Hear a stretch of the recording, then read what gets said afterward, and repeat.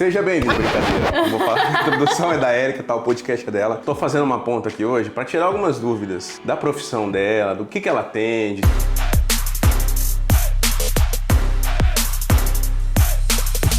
Todo mundo pergunta no Instagram para ela, no WhatsApp. Então, primeiro, Érica, o que você atende aqui? Oi, bom dia, sejam bem-vindos! Aqui no nosso consultório, então, a gente atende muito a área de audição, então reabilitação auditiva, tanto de usuários de próteses auditivas convencionais quanto de implante coclear. Também atendemos a parte de processamento auditivo central, principalmente crianças com transtornos de aprendizagem, então aí crianças com TDAH, dislexia, que têm dificuldades no processo de aprendizagem infantil. Tá, e hoje, qual que é o tempo em média que leva uma reabilitação auditiva? Eu sei que depende de cada caso, do que foi feito, mas como é que é esse acompanhamento, esse processo aqui? Reabilitação auditiva é sempre uma caixinha de surpresas, então se o paciente tem pouco tempo de privação auditiva, ou seja, ele ficou pouco tempo com a perda auditiva e a gente reabilita, o tempo de adaptação dele é muito mais rápido. Então a gente leva com 3, 4, 6 meses o paciente já está muito bem. Só que quando a gente fala de crianças ou pacientes que tiveram um tempo de privação auditiva maior, essa reabilitação auditiva pode levar anos, né? Principalmente no caso de crianças. A gente faz um acompanhamento desde o início, quando a gente reabilita ela auditivamente com alguma das próteses, seja ela convencional ou cirúrgica, mas a criança ela vai passar ali alguns anos em reabilitação para conseguir se adaptar àquela prótese. Como é que é essa reabilitação aqui no consultório? São exercícios? Como é que a mãe traz? O que ela vai esperar aqui do seu ambiente? A reabilitação auditiva ela é muito mais que apenas exercícios ou repetição de atividades, né?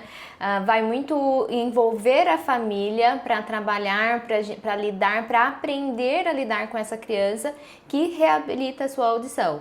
Porque o ouvir não é só aqui, né? A criança tem que aprender a ouvir, mesmo em outros ambientes. Então, aí tem um trabalho integrado com a família, muitas vezes com a escola, e aqui na clínica também. Como que é a consulta com você aqui?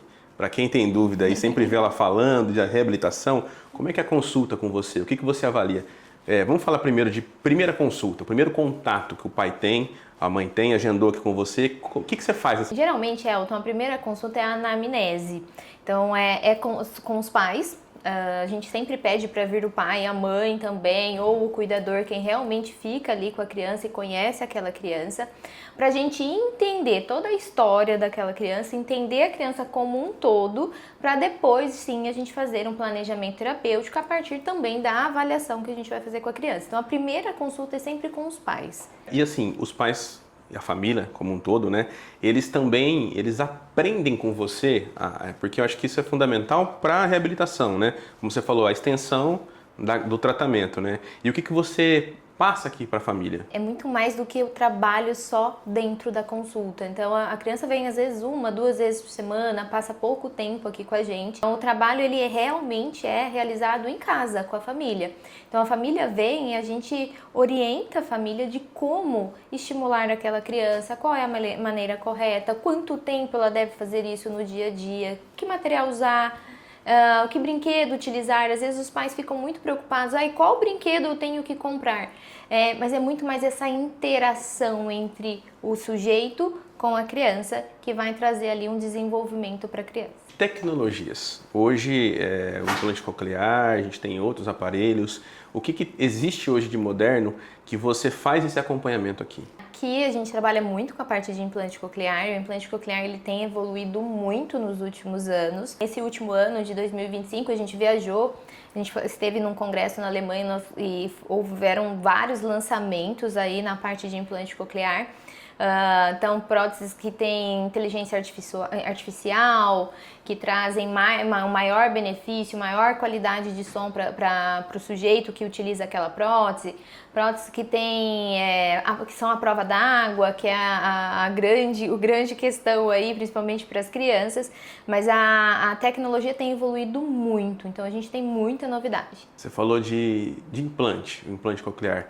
Ele é tecnologia Bluetooth, né? Ele consegue conectar? Como é que funciona? Para quem tem dúvida disso, como é que funciona? Mas conecta no Bluetooth do carro? É isso? A gente tem os últimos lançamentos, né? Alguns têm conexão direta, por exemplo, com o seu celular. Eu consigo atender uma ligação direta no meu implante, por exemplo. Tá? A criança consegue assistir um desenho, um filminho do seu tablet direto, ouvindo direto aquela informação no seu implante. Então tem sim conexão, tem muita conectividade e ela tem evoluído cada vez mais. A gente tem os microfones remotos também, que são, por exemplo, é um microfone que você dá, por exemplo, para o professor na escola, o professor fica com o microfone e a criança ouve tudo que o professor está falando direto no implante, tirando totalmente o ruído do ambiente. Então, tem muita conectividade os implantes hoje em dia. Qual que é a importância de ter a criança que tem essa reabilitação, ter uma fono que está ligada a isso? Viu muitos casos já, tem muitas especializações aqui no Brasil, fora do Brasil. Qual que é o diferencial para o pai e para a mãe de trazer uma criança com um fono que é bem especializado nisso? Principalmente na questão de reabilitação auditiva, ela é muito diferente da fonoaudiologia convencional, da terapia convencional. Quando a gente pensa ali numa reabilitação com o implante coclear, ele abre portas para que a criança tenha acesso ao som, porém é a reabilitação, é a fonoaudiologia especializada que vai trazer essa compreensão do som para a criança. Então o implante coclear, muitas vezes ali só, sem o estímulo correto, ele vai ser só um objeto na cabeça da criança e não vai trazer resposta nenhuma. Se você traz ali um estímulo especializado, realmente centrado ali no que aquela criança precisa, ela vai conseguir sim ter acesso aos sons e desenvolver a sua linguagem oral, que é o que a gente espera realmente. Obrigado, Érica. Esse foi um episódio com a Érica, tá? Se você gostou desse episódio, compartilha com seus amigos, se inscreve no canal. Não esqueça de falar para se inscrever no canal, viu? Mas se inscreve no canal aí e acompanha. Tchau!